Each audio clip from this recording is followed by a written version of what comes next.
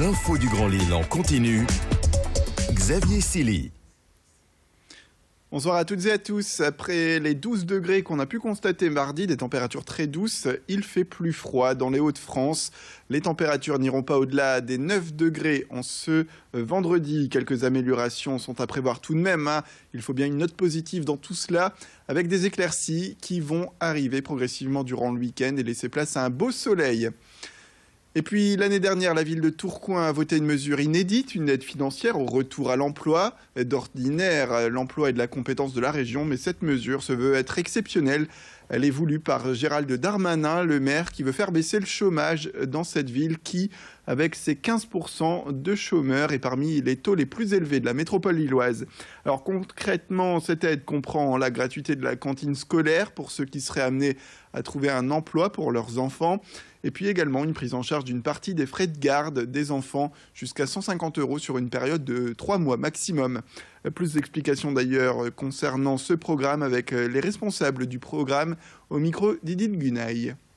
Toutes les personnes qui sont actuellement au chômage ou allocataires du RSA qui souhaitent retrouver un travail, enfin en tout cas qui retrouvent un contrat. Donc il faut être tourquenois ou tourquenoise depuis au moins 6 mois. Et il y a des critères au niveau des revenus qui concernent ne pas dépasser 2 SMIC pour un couple et 1,5 SMIC pour une personne qui est seule. Il faut avoir un contrat et en tout cas ce qui est pris en charge c'est la gratuité de la cantine et les modes de garde, donc à hauteur de 50 € sur 3 mois pour une personne qui retrouve un contrat d'au moins 3 mois sur les 6 derniers mois. Ceux qui souhaitent développer leurs compétences dans une langue étrangère peuvent se rendre une fois par mois à Roubaix. La ville organise en effet tous les mois un café polyglotte.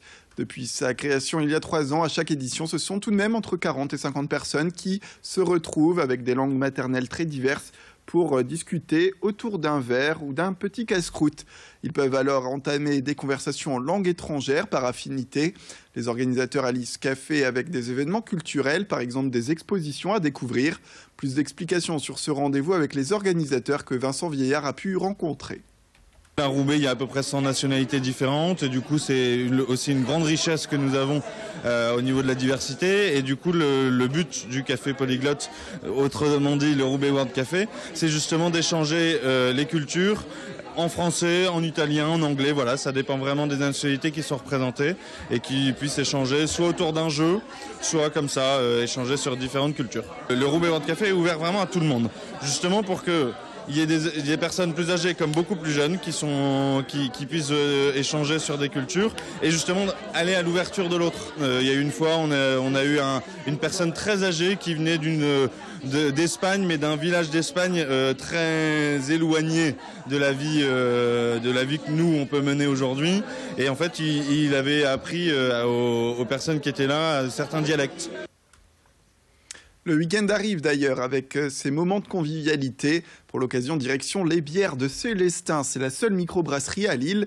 Amaury, vous le voyez sur ces images, il vend plus d'une centaine de bières qui viennent des 4 coins du monde. Sa famille est une famille de brasseurs depuis 1740. Une firme qui a été vendue néanmoins dans les années 50, mais qu'Amaury a tenu à reprendre 60 ans après. Désormais, il produit 50 000 bouteilles de 4 bières différentes par an. Il utilise pour cela du malt local et du houblon en provenance du monde entier pour varier les saveurs.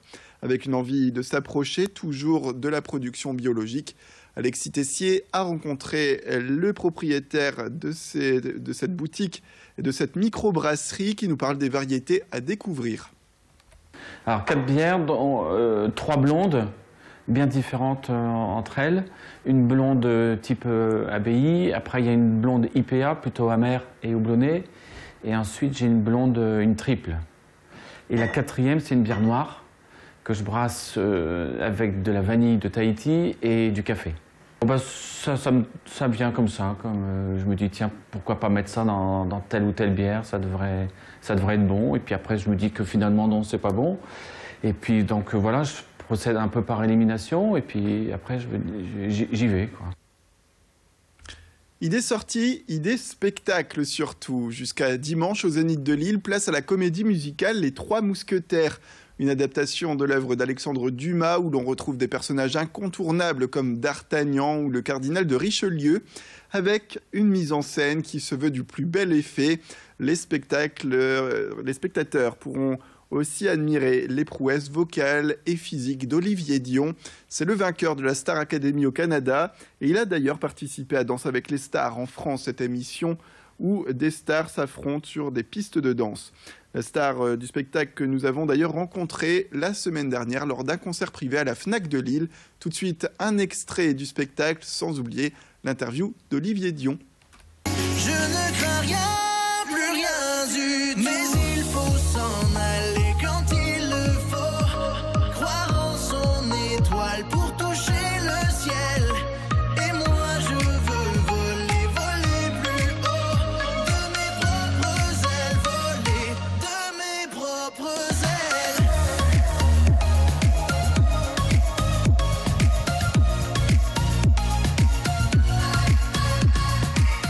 Oui, Les Trois Mousquetaires, c'est l'œuvre, c'est la 4e œuvre française la plus traduite à travers le monde. Donc forcément, c'est une histoire que je connaissais.